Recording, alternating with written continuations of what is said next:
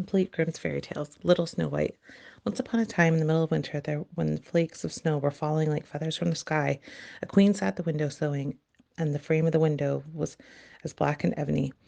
And while she was sewing and looking out the window, she pricked her finger on the needle, and if 3 drops of blood fell into the snow, and when the red looked as pretty on the white snow, she thought to herself,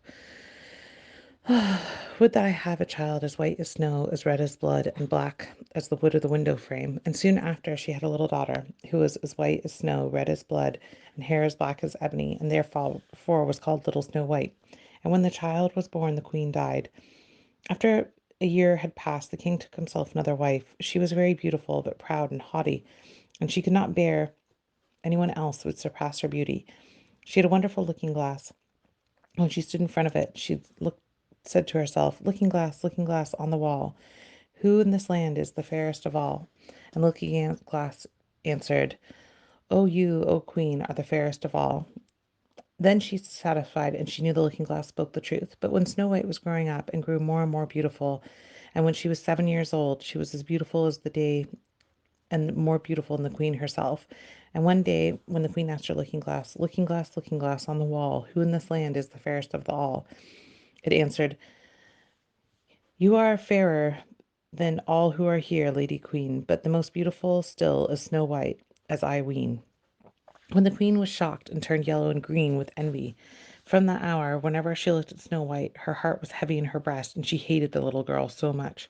And the envy and pride grew higher and higher in her heart like a weed, and she had no peace day or night. And she called a huntsman and said, "Take the child away into the forest. I will no longer have her in my sight. Kill her, and bring her back her lung and her liver as a token." The huntsman obeyed, but he took her away. But when he had drawn the knife and was about to pierce Snow White's innocent little heart, she began to weep and said, "Oh, dear huntsman, leave me my life. I will run away into the wild forest, never to come home again." And she was so beautiful, the huntsman had pity on her and said, "Run away then, you poor child. The wild beasts will soon have devoured you," thought he. And yet it seemed as if stone had rolled from his heart, and since it is no longer needful for him to kill her. As a young boar had just then come running through, he stabbed it and cut out its lung and liver and took them to the queen as proof the child was dead. The cook had to salt them, and the wicked queen ate them and thought that by eating the lung and liver of Snow White would make her beautiful. But now the poor child was all alone in the great forest, and so terrified she looked at all the leaves of all the trees and did not know what to do. Then she began to run, and run over sharp stones and through thorns, and wild beasts ran past her, but they did her no harm. She ran as long as her feet would go until it was almost evening. Then she saw a little cottage and went in to rest herself. Everything in the cottage was small, but neater and cleaner than could be told. There was a table on which there was a white cover and 7 little plates, and each plate had a little spoon. Moreover, there were 7 little knives and forks and 7 little mugs. Against the wall stood 7 little beds side by side, all covered with snow white counterpanes. Excuse me.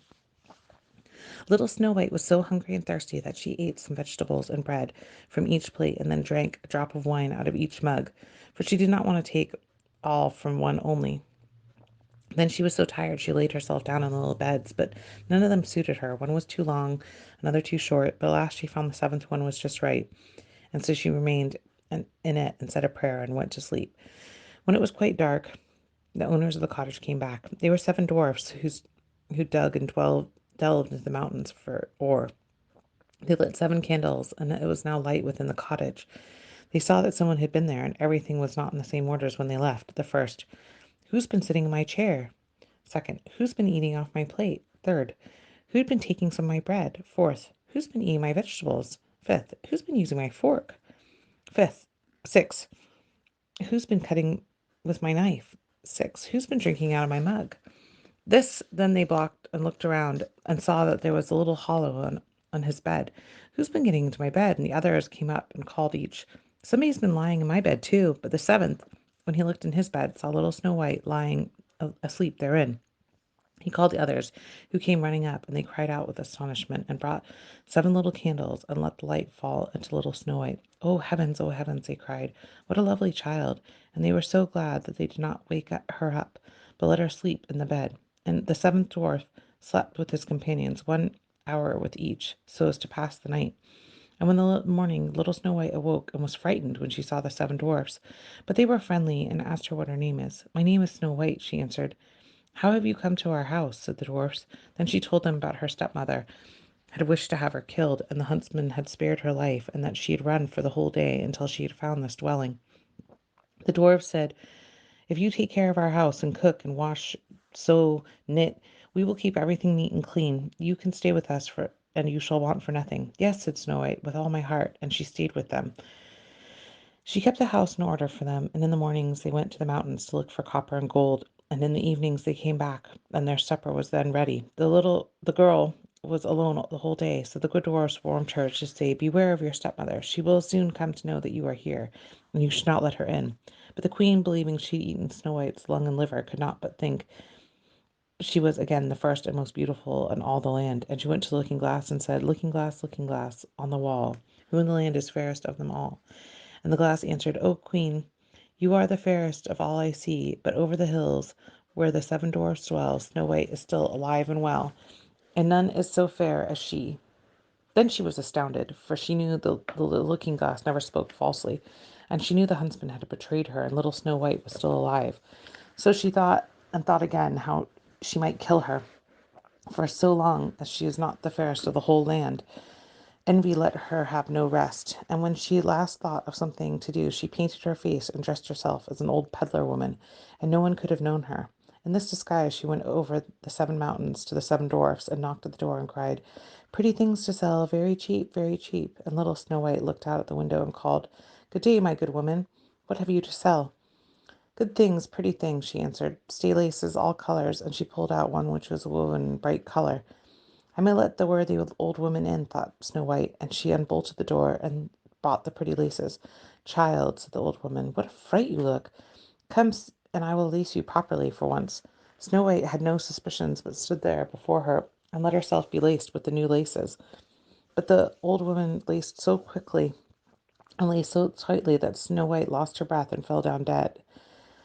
Ah, now I am the most beautiful, said the queen to herself, and ran away. Not long afterwards, in the evening, the seven dwarfs came home, and how shocked they were to see their dear little Snow White lying on the ground, and that she neither stirred nor moved, and seemed to be dead. They lifted her up, and then they saw that she was laced too tightly and cut the laces.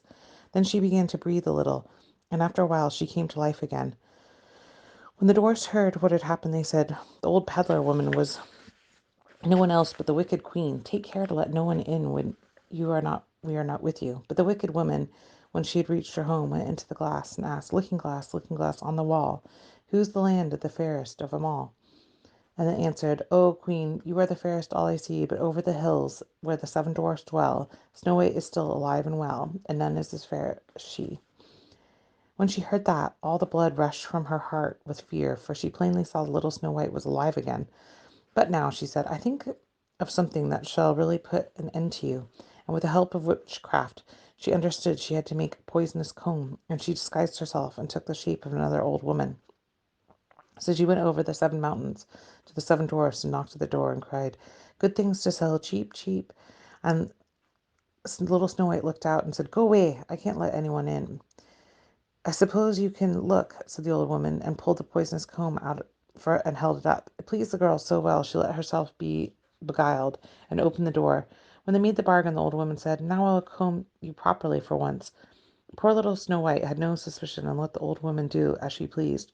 But hardly had the comb touched her hair than the poison had taken effect, and the girl fell down senseless. You paragon of beauty, said the wicked old woman, you are done for now. And she went away. But fortunately it was almost evening, and when the seven dwarfs came home, they saw Snow White lying as if dead upon the ground, and they suspected the stepmother, and looked and found the poisoned comb. Scarcely had they taken it out when excuse me, Snow White came to herself and told them what had happened. Then she warned herself once more to be on her guard and opened the door. The queen at home went in front of the glass and said, looking glass on the wall, who is the fairest in the land of them all? And then answered, O queen, you are the fairest of all I see, but over the hills where the seven dwarfs dwell, Snow White is still alive and well, and none as fair as she.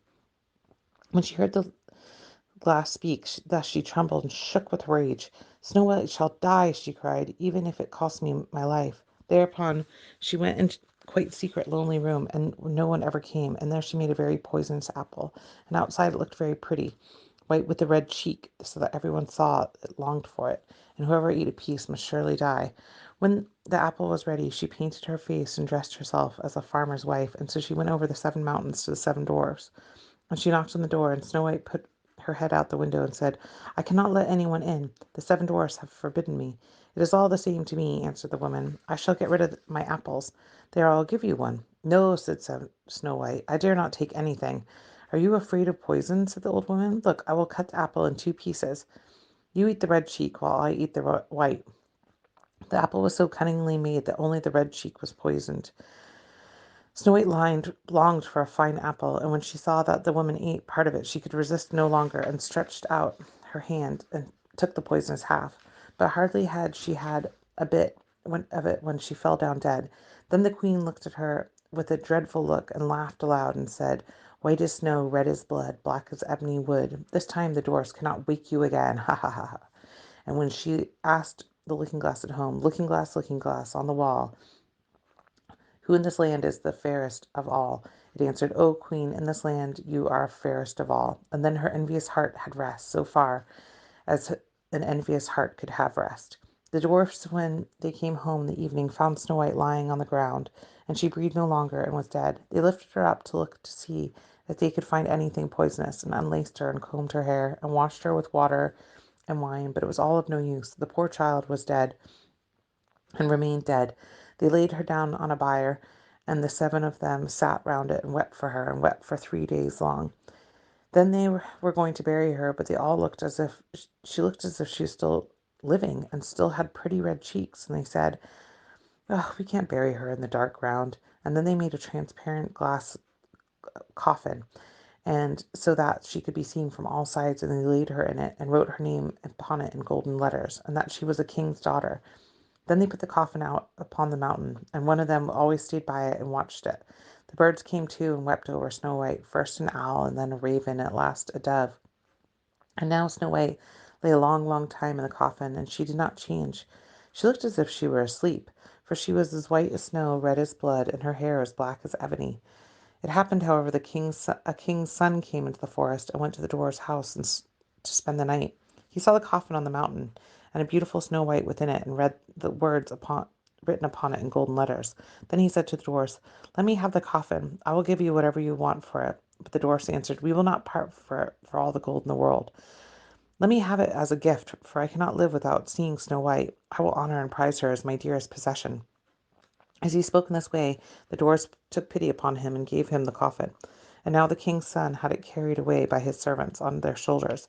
And it happened that they stumbled upon a tree stump, and with their shock, a poisonous piece of apple that Snow White had bitten came out of her throat. And before long she opened her eyes and lifted the lid of the coffin and sat up, and was once again much more alive. Oh, heavens, where am I? She cried.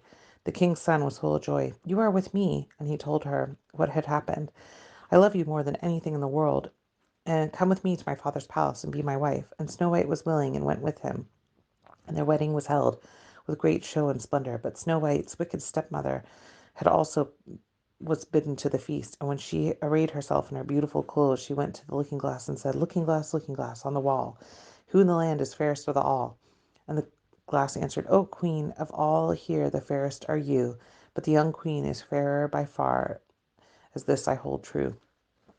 Then the wicked woman uttered a curse, and was so wretched, and so utterly wretched, she knew not what to do. And at first she would not go to the wedding at all, but she had no peace, and had to go to see the young queen. And when she went in, she recognized Snow White, and stood full of rage and fear, and could not stir. But iron slippers had already been put upon the fire, and they were brought in with tongs and set before her, and she was forced to put on red hot shoes and dance until she dropped down dead.